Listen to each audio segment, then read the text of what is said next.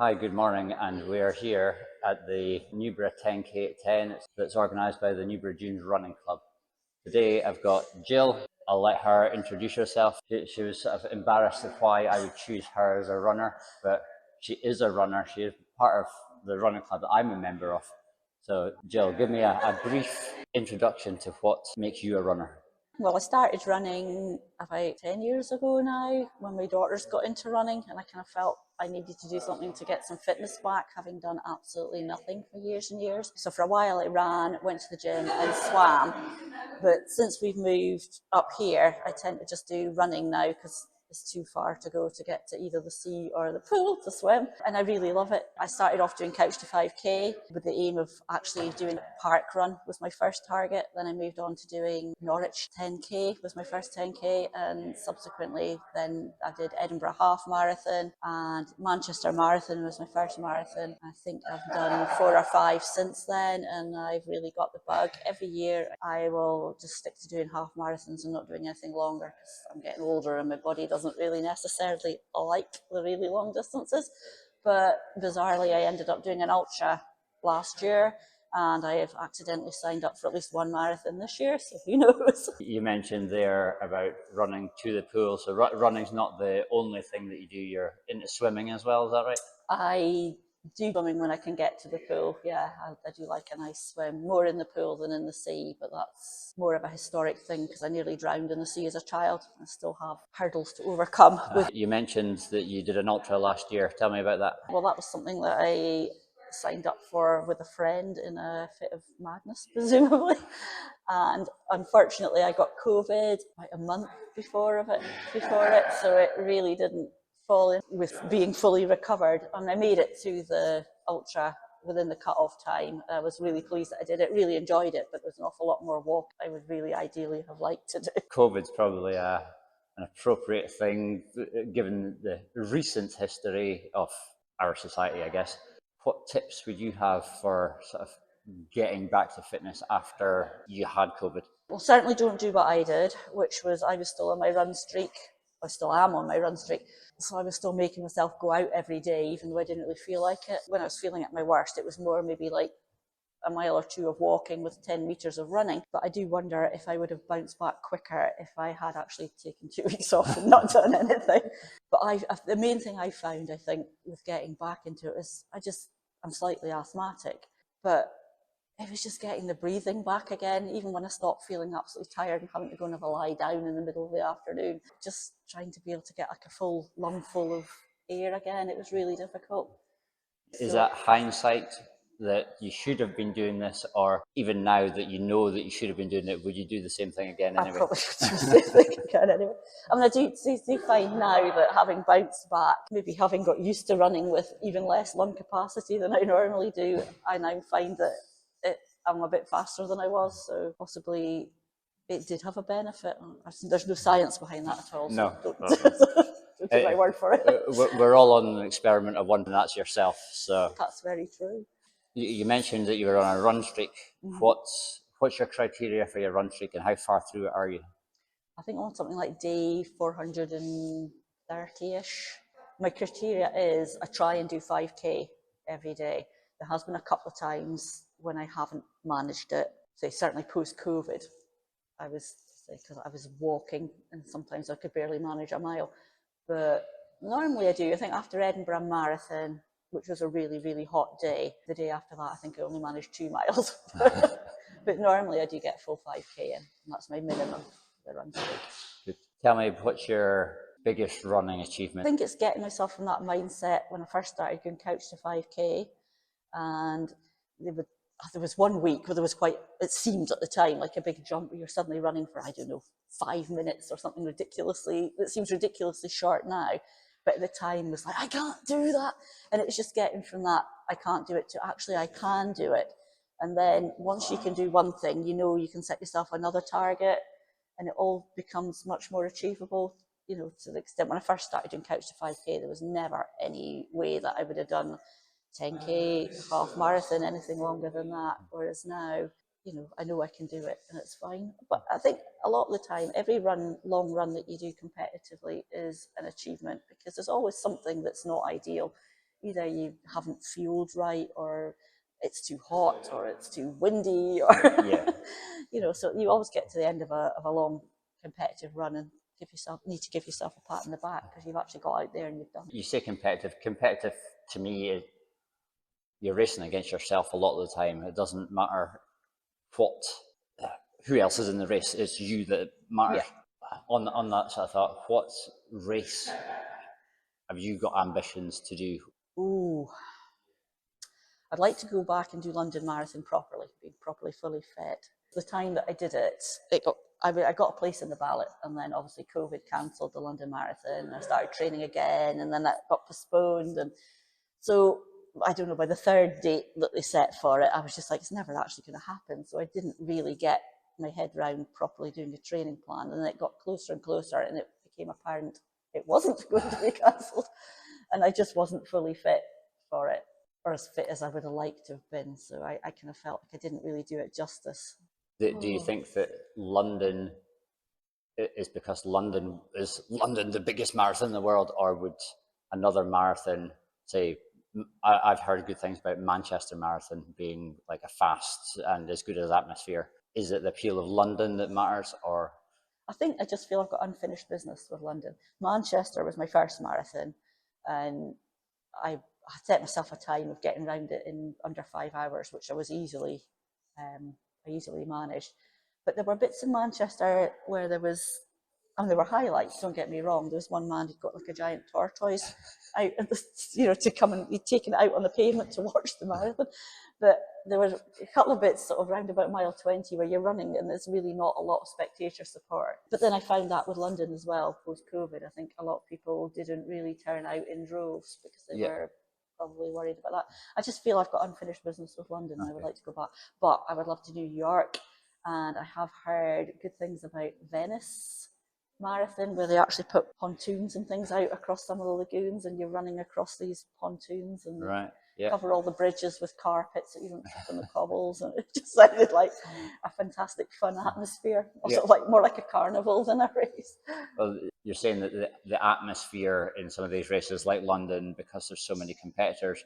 But I know that you were doing the Murray Way relay when I was doing it last year, and you were lucky if you saw people every 15 miles. Does that make a difference, or is it just because that race was such a nice race that I think looking at the photos, you enjoyed that as well? Yeah, it is. I think that's one thing that running's taught me, that you can enjoy doing things in completely different ways. When I first started running, I was like embarrassed. I used to go out early in the morning so nobody could even see me running. And then, so to be part of a race where you've got 40, 50,000 people is incredible. But then to do something like the Murray Ultra, where, as you say, you don't see anybody for the whole leg. I mean, we did the relay. I was actually dreading the bit in the dark because eyesight's not that great in the dark. But I absolutely loved that. That was just the best, probably one of the highlights of my year that year, if not my entire running time. Just running out from Granton and in the dark, and then getting up onto the moor, and there were sort of owls calling in the woods, and obviously there were things rustling in the undergrowth, but because it's the UK, it's unlikely to be anything that's going to jump out and eat you. And then just watching the sun come up as you're running along the old railway line, it was just absolutely fantastic. You think that running in the dark is probably something that you want to experience more, but you've not got, I don't know if you've not got the opportunity. There's plenty of opportunity around here because it's always dark at this time of year. Is that something that you want to explore more? I think I would like to do a bit more. But I think it's a confidence thing as well. I mean, it's sort of working out what works for you equipment-wise. I mean, I borrowed a chest torch that leg of the Murray Ultra, but I found that didn't, whether I just run too much like that, but I just found that watching the light on the path. I've found that it makes you almost seasick. Yes, yeah, and I think I would have been better sticking to my head torch, although they have disadvantages as well because they can be quite heavy and tends to not carry your head the way that's natural to you. Not just confidence, but getting used to the kit. I think as well. So I think that was a big thing. I think I would like to do more and get used to the kit and get a bit more. I mean, I wasn't a trail runner until I moved up here at all. Never run on a trail. And the first time we were out with the club on a trail run, I was like, I'm going to die because it was just so much like hard work. And I think I've got my natural running action is not lifting my feet very high, which I need to work on. So I end up tripping over things a lot more than I should do. So Well, I it's just a find confidence thing. for me, if I went to see a professional gait analysis, they would say, "Oh no, you're running stupid." But I run what's natural to me. I'm a Yeah. swimming coach in a previous life, so I do know a bit about the physiology and repetitive actions and how they can cause injury Yeah. from a swimming point of view. So I can try and translate that knowledge over to running. You mentioned earlier that you're not getting any younger. Don't want to ask a woman her age. 27, obviously. How do you feel that as you're getting older, how does that affect your body? I think you start getting a bit more aches and pains. Certainly when I started the run streak, I was finding a lot of niggles.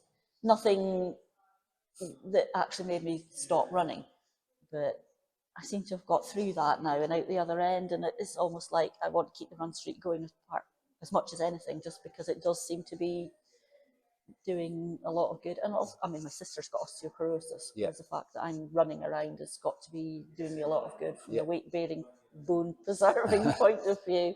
So I mean, I think it's just important to keep active as long as you can, if you can do it without injuring yourself and then becoming inactive.